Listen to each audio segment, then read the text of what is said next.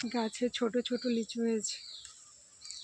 ছোটবেলা তাই জানতাম এটা ছোট লিচু। খেতে যতটা টেস্ট না হয়, কিন্তু গাছ থেকে ফল পাড়াটা খুব মজাই লাগে। মজা লাগে অনুমা? গাছ থেকে ফল পেড়ে খাওয়াটা খুব ভালো লাগে খেতে।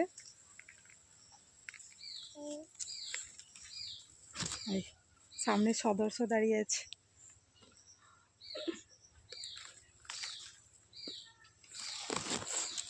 অনেক হয়েছিল, গাছে ঝরে পড়ে গেছে।